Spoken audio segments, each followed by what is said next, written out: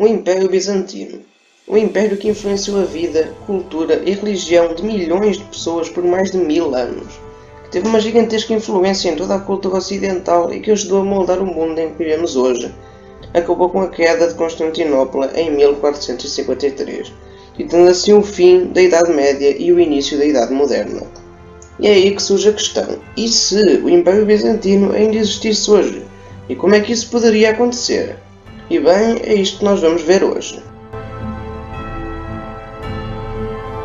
Primeiro, é importante dizer que não existe apenas uma maneira alternativa do Império Bizantino ter sobrevivido por mais tempo, ou até ter caído muitos anos antes da realidade, uma vez que são muitas as guerras, revoltas e complicações travadas por este Império. Portanto, vou dar destaque a apenas uma das possíveis linhas do tempo, que seria: e se o Imperador João VIII tivesse sido deposto? Bem, a ideia de João VIII ser deposto é uma possibilidade que não seria muito difícil de acontecer, uma vez que durante o seu reinado ele tentou unir a Igreja Ortodoxa Bizantina com a Igreja Católica. Isso não era muito bem visto pelo seu povo, ou seja, ele já não era popular, e em 1439 participou no Concílio de Florença para retificar essa união, baixando mais ainda a sua popularidade. E é aí que podemos pensar: e se ele tivesse sido deposto durante essa visita à Península Itálica? E o que aconteceria daí em diante? Agora, com a saída de João VIII, a dinastia paleóloga chegava ao fim e iniciar-se uma nova dinastia, com um novo imperador que deixaria de lado a ideia de se unir à Igreja Católica e iniciaria um monte de reformas para modernizar o Império, especialmente no campo social e militar, devido à ameaça muçulmana iminente.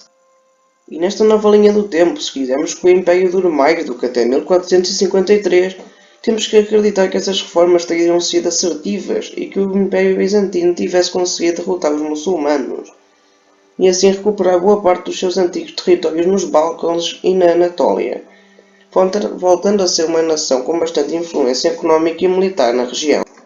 Agora, com todas estas conquistas, é tempo de pensar no que aconteceria depois destes eventos e como o Império se poderia ter mantido até hoje. A começar pelos seus países vizinhos, com a queda dos otomanos, os bizantinos não teriam muitos problemas em conquistar a Grécia, assim como grande parte dos Balcãs e da Anatólia. Mas depois disso, os problemas começavam a surgir, com a Hungria e a Polónia na Europa, o Império Parta na Ásia e algum possível califado no Egito e Médio Oriente, enfrentando problemas muito parecidos com os que os otomanos enfrentaram na história real. Desta forma, podemos perceber que a vida não seria fácil para o Império Bizantino, mas ainda assim ele poderia continuar a existir de uma forma ou de outra até às guerras mundiais, onde provavelmente na primeira, devido à sua posição geográfica que o deixaria para trás na colonização, entraria do lado dos impérios centrais, ou até mesmo ficaria neutro, uma vez que tinha uma cultura bastante parecida com a do Império Russo.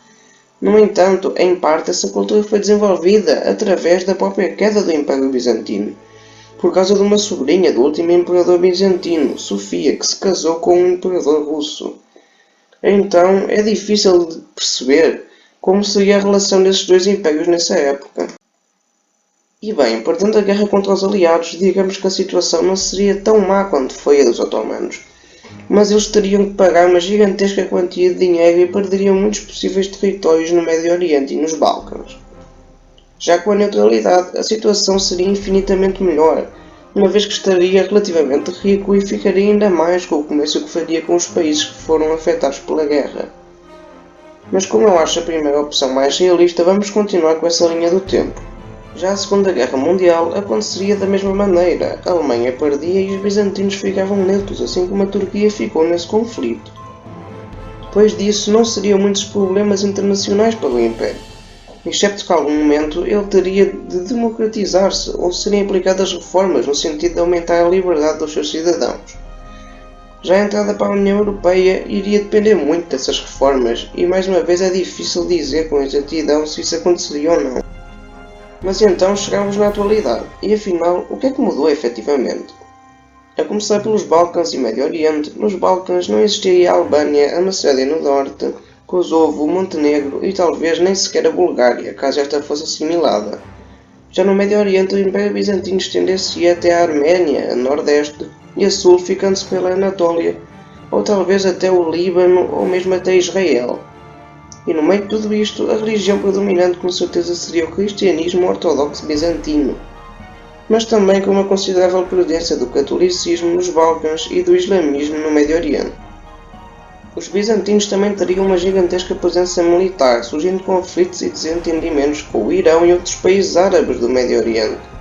Provavelmente não seriam todos os mesmos da nossa realidade, já que a maneira de interagir com a região entre os otomanos e os bizantinos teria sido completamente diferente.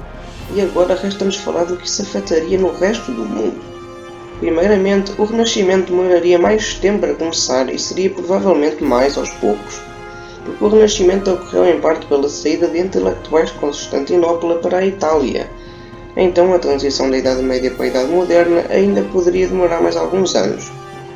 Outra coisa que também mudaria seria o Império Português, uma vez que a famosa Batalha de Dio e a Guerra Luso-Otomana nunca aconteceriam e provavelmente Portugal teria mais alguns territórios na Índia, na Indonésia e talvez no Médio Oriente, mas a longo prazo isso talvez não mudaria muita coisa. E com tudo isto podemos perceber que por mais que a sua existência hoje não teria tão grande impacto no mundo como em tempos teve no passado, ainda assim essa influência seria gigantesca e mudaria completamente o Médio Oriente. E agora as curiosidades.